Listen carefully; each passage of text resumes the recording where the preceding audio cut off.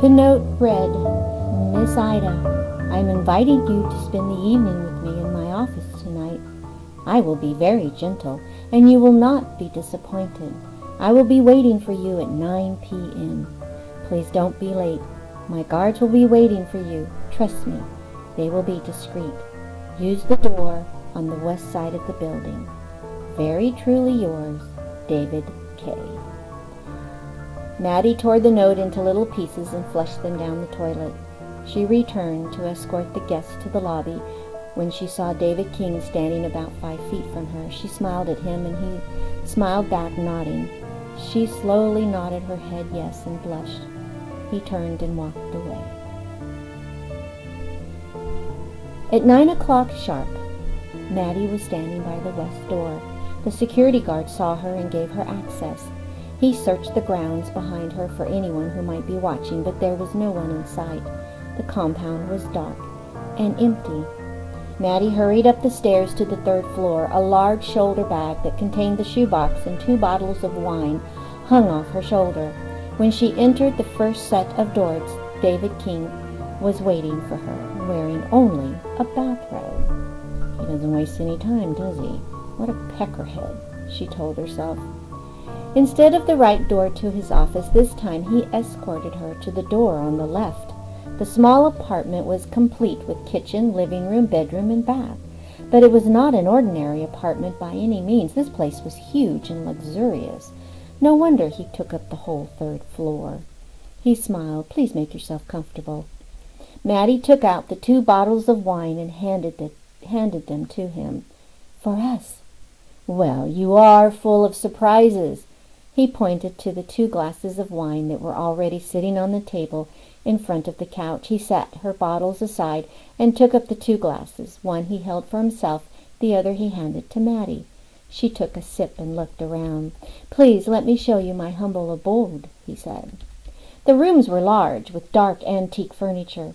It was a lavish place, not at all like a bachelor's pad, obviously decorated with a wife's loving touch. As he walked Maddie through the rooms, King used the remote to turn on the music. A seductive rhythm began to play softly in the background.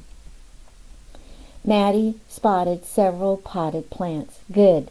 When King wasn't looking, she could dispose of her wine and the plants to keep her head clear. It was important for King to continue to drink and for her to remain sober. The 2 talked and flirted with each other for a while and enjoyed the wine. After a few hours, both of her bottles were empty, as were his. A security guard was ordered to go to the cellar to get a few more bottles. After finishing off another 4, Maddie was acting like she was really feeling it, stumbling and laughing. She allowed him to touch her in somewhat private places and enjoy himself. When she thought he was about ready to pass out, she began to slowly undress. Very slowly, blushing all the while.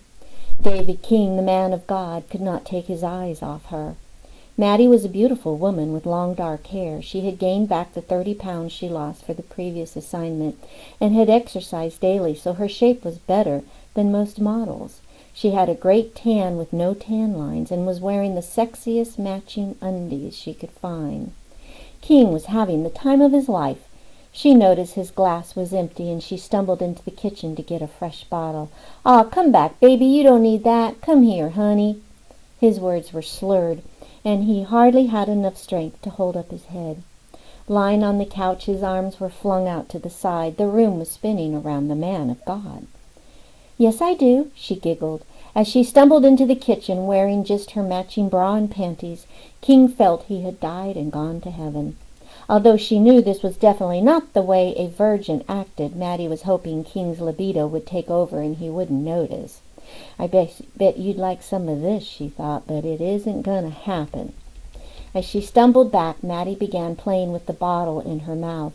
She slowly moved her tongue in and out of the bottle opening, giving it quite a sensual workout. King could not move his eyes from that being displayed of sexuality. He was mesmerized. He poured himself a new glass and held it to his mouth. She then dipped her fingers into his glass and spread the wine across her breath. "Here, lick it off," she said. King jumped at the chance, but she gently pushed him away. "But you have to finish your wine first." When he took the glass, she reached for her own and poured herself a small amount and drank it. "You're a prick tease," he slurred. "Now come here." He held his hand out to her. Maddie stood and set the bottle down and unhooked her bra. She allowed it to drop to the floor, where it fell between her feet. She slowly poured some of the wine over her breasts and leaned close to King. He began to caress them and play with her nipples. Maddie was not enjoying this one little bit. She wanted to be with Nate, but knew this plan would work. "I can do this," she yelled silently to herself, internally gritting her teeth while smiling seductively at King. She gave him another full glass, and he gulped it to get back to what he was doing. "Come on, babe," he mumbled. I'm gonna be no good to you if you don't quit pouring this wine down me." Maddie poured more wine into his empty glass. She held it up to her breast and dipped her nipple into it, then handed him the glass. This was driving King crazy. He guzzled it. She continued to play with his mind until his strength was all but gone. He was close to passing out. Then Maddie opened David's bathrobe and began to caress his manly area.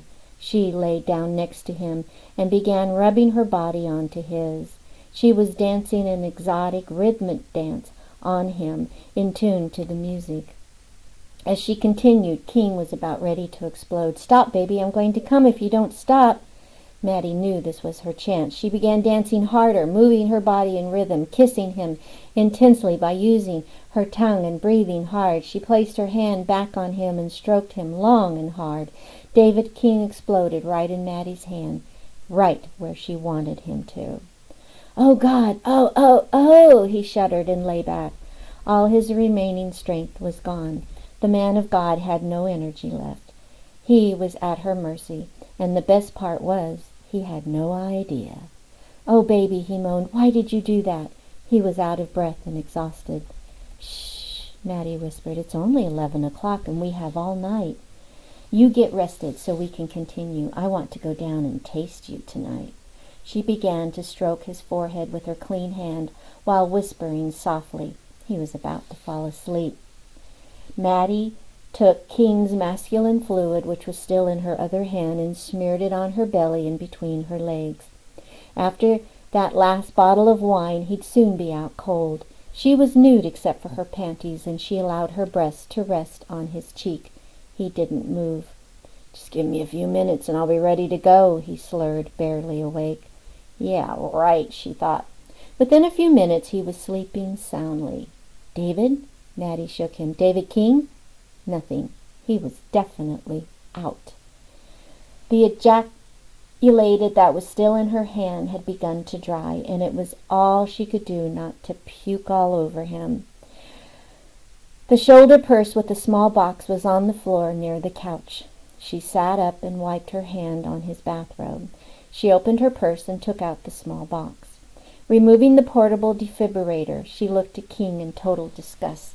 He was nude except for his bathrobe, which was now open, exposing his manhood. There was cum all over him, as well as all over her.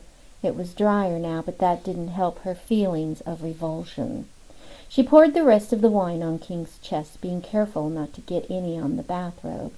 She unwound the 2 pads that were connected to wires and placed the pads on his chest, just as Dr. Bloomsbury had taught her. She then plugged the box into the nearest outlet. The 2 wires hanging from King's chest were plugged into the defibrillator. Every so often, she would talk to King in a seductive voice to make sure that some sounds were being heard, just in case anyone was listening. She turned the dial to the highest setting, the setting that had been altered by Dr. Bloomsbury. She waited for the light to come on, the little green one. She stood up and made sure that she was not in contact with the couch or King. The green light blinked and the machine beeped 3 times. "Ready to meet your maker? David King, man of God," she whispered harshly. Maddie pushed the button. The electrical current hit David King's skin, and a deadly charge passed through his heart muscle. His heart fired an abnormal beat, throwing the large muscle the size of his fist into an erratic quivering motion like a bowl of gelatin, which made it impossible for his blood to circulate throughout his body. The man of God's heart is now in what is called ventricular fibrillation, she told herself, mimicking Dr. Linsbury. He had lectured her a few hours before she had left for her flight. Once this condition starts, it cannot be reversed to a normal beating pattern unless another electrical current is given to make the heart restart and begin beating normally again. King, although asleep from the wine, immediately lost consciousness and stopped breathing as soon as the charge hit his heart. Maddie slowly unplugged the unit and took the pads from his chest. She put the small machine back into the box and shoved it into her purse. 10 minutes passed, and Maddie knew that irreversible brain damage had occurred. I'll wait just a few more minutes to make sure that he's made it all the way through to the light at the end of that tunnel everyone talks about. The old clock ticked away on the shelf behind her. As she heard the arms click to the next setting, Maddie screamed. She screamed as loud as she could, again and again and again. The security guards ran inside as soon as they heard her. They looked at the situation, and it didn't take them long to surmise what had occurred. One of the guards immediately began CPR on the dead Mr. King. The other guard grabbed her by the arm and ordered her to get dressed. With clothes in hand, Maddie headed for the bedroom. She could hear the guards while they worked frantically on David King. "Aw, shit," one of them exclaimed. "He's got cum all over him. What a fucking mess. We've got to clean him and this mess up before we call anyone else in here," the other one hollered. "Don't holler at me. Holler at that bitch in the other room. It's all her damn fault," the first one shouted back.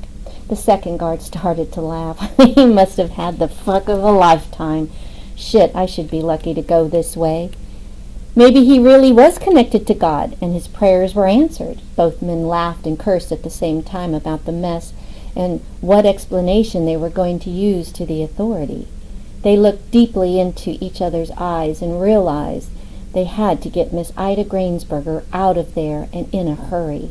"Ma'am, are you dressed?" The first one hollered through the door, trying to rush her. Maddie was crying her eyes out. "Yes, is he okay?" "I don't think so, ma'am." Maddie cried louder. "Ma'am, I've got to get you out of here. Please come with me, and hurry." Miss Ida Grainsberger was quickly and quietly escorted to her car. As she stood there shaking and crying, she was cautioned not to say anything to anyone, that is, if she valued her life. With that statement, the guard displayed his shiny bit of mortality. "We'll take care of things here, if you keep your mouth shut," he said very sternly, looking directly into Maddie's eyes. Before she left, the guard gave her another bit of advice to increase her lifespan. Maybe, just maybe, he said, she should look for another employer. Chapter 14. Thomas Bill Edwards. The speaker pronounced Toby's name loud and clear. It was his cue to walk across the stage and accept his master's degree in psychology from the University of Oklahoma. His major had been criminology, abnormal behavior, a subject he loved. Toby stared at the provost, who held out his hand, encouraging him to proceed. Toby's knees were trembling, and the image of himself tripping on stage flashed before his eyes. After all the long nights of studying and giving up his life of partying and having fun, he was too afraid to walk to a man and accept his diploma. Not in this lifetime," he said silently. He took a deep breath, stood tall, and walked proudly forward. He accepted his degree with a huge smile. "Congratulations, son," the provost smiled as they shook hands. "Thank you, sir," was all Toby could say as he anxiously exited the stage. He was smiling at his mother, who sat as close as she could. Maddie hoped silently that Toby would not slip. She loved her son dearly, but she knew how clumsy he could be when he got excited. Toby walked like a mature and distinguished gentleman across that stage and then down the stairs to his seat, and Maddie's heart beamed with joy. Maddie couldn't wait to get her arms around her son. She and Nate searched the crowd of the new graduates wearing their full graduation attire, all entwined with professors, teachers, and excited family and friends. She was floating in a sea of black-robed people and felt a little dizzy. Two long, warm, and sweaty arms wrapped around her from behind, and a huge, wet kiss was planted firmly on her cheek. "Thank you so much, Mom. I love you, and this is your day too, you know. You worked hard to get me here, and I'll make it up to you somehow. I promise." "That's all right, honey. I just want you to have a chance at life. I never had. I'm proud of you." She hugged Toby close as she fought back the tears that were so ready to fall. "Hey, you promised no crying, Mom." "I'm not crying," she said as she wiped away the tears with the back of her hand. Nate held out a tissue. "Here, I brought these just in case." He smiled and patted Maddie on the shoulder. Toby and Maddie hugged each other for quite a while. They both knew how hard it had been to get to this day, but they did it together. "Hey, boy, another piece of paper to wallpaper your bathroom with?" Nate joked. "Thanks, Dad." Toby gave Nate the next hug. Nate adopted Toby shortly after he and Maddie were married. After only a few years of intense dating, they knew they wanted to share their lives together. It scared Maddie deeply to think she could lose another husband, but she felt it was worth the risk. Martha Olson, Toby's grandmother, stood back and smiled. "Hi, Grandma," Toby said and hugged her. "Thanks for coming." "I would not have missed it for the world. Your father would have been so proud," Martha stated for Jake. Maddie's eyes began to water, and Nate held her close. He knew this was hard for her. Maddie thought of Jake and how much he had meant to her. She was thankful for Toby and knew that without him she would have died the day she buried her first husband. Remembering back to that day, she thought about how painful it was. "See, this is why I do what I do, for you, my dear Toby, so no one will ever do to you what they did to your father." Maddie watched Martha hold her grandson, and although Maddie had never gotten along with her personally, she actually felt sad for the mother who had lost a son so many years before. Martha put her hands on Toby's shoulder and stroked his cheek. "You do look like your father," she said sadly. She turned to Maddie, and they both had tears in their eyes. Maddie held Martha by the waist and hugged her. "We'll be all right, Martha, we will." They looked at each other with the old hurt rising from deep within. Toby looked at his mother and remembered. He remembered that day many years ago when he sat in a car and watched as people took his mother away on a stretcher. He had vowed at that early age to care for her no matter what. He would protect her with his own life if he had to. He looked at his mother and grandmother and realized that the pain was still real for the both of them. He hugged them again. He hugged them close and whispered, "I love you two. You are my life, and don't you ever forget it." Nate was at a loss and didn't know what to say or do. There was nothing he could do but support his family like he had over the last 16 years. Toby felt a nudge and heard a familiar voice. "Hey, Toby, don't forget about me, the smart guy who helped you with your homework. If it wasn't for me, you wouldn't be here right now." With that, Charlie punched Toby in the thigh. "Ouch! Hey, I'd never forget about my best little buddy." Toby bent down and gave his little brother a hug. He removed his graduation hat and placed it on Charlie's head. "Here you go. You're graduating today, too." Maddie and Martha were glad for the interruption. They held each other's hands and realized that day how much they actually meant to each other. Maddie took a deep breath and sighed under her breath. "Life goes on." Martha added, "Yes, it does." Toby and Charlie were wrestling with each other as the two women laughed, sharing their love for the boys. Toby tugged at Charlie, and Charlie tried to pull Toby to the ground. Toby was 15 when Charlie was born, and he loved the little boy dearly. The two didn't look anything alike. Toby was fair with reddish blonde hair and green eyes. Charlie had an olive complexion with thick black hair and brown eyes so dark they almost looked black. Toby was now over 6 feet tall and hovered above the young boy. Charlie measured his height every day on the kitchen wall and vowed to one day catch up with his big brother. They were inseparable. Toby had taken charge of Charlie the day he was brought home from the hospital and never shirked his duties as protector. Charlie knew he could rely on Toby for anything for the rest of his life. "Wow," Toby explained. "Look at that blonde!" An adorable petite young woman strolled toward Toby and his family. She was about 5 feet 4 inches, with light blonde hair that fell straight down her back. She wore blue jean shorts, a black t-shirt, and jogging shoes. Toby danced over to the beautiful little blonde and gave her a huge hug and kiss. "Hey, you good-looking blonde, want a date?" "He sure is presumptuous," Nate stated to Maddie, rolling his eyes. "Give the kid a few degrees and he thinks he can have the world." "Really," Maddie agreed. Toby and the blonde kissed and hugged again. He seems to be succeeding," Nate remarked. The young couple soon joined the rest of the family, where the young blonde spoke first. "I tried to find you guys," Marlena said. Where were you sitting?" "Over on the left of the stage," Nate answered. "Terrific. I was on the right," she giggled. "Story of my life. When I'm on the right, everyone else is on the left, and vice versa." "Not only is she a doll, she's also a philosopher," Toby exclaimed. He held her waist and smiled. "Oh, let me see the ring," Maddie said, smiling proudly at her son. Marlena held out her hand to show off her newly acquired prize, a solitary 1-carat diamond set in a braid of gold and silver. "Beautiful," Maddie said, remembering how happy and excited she was when Toby's father gave her a ring to seal their love and devotion. "Hello," a lone male voice called from across the field. Doug and Donna waved from the grass as the twins ran straight to Toby. Marlena stepped back as Skylar and Tyler both grabbed an arm and hugged Toby. He hugged them both with each of his long arms. Skylar and Tyler, the family's identical twins, had grown into quite the little beauties. Their auburn hair was wavy and long, and they both ran track for their college, which gave their physiques a strong, muscular appearance. "One more year, girls, and this will be you," Nate announced. "Yeah, but we get better grades," Skylar said. "And we'll look better in our robes," Tyler finished. "Congrats, boys, and here is a little something for all your hard work."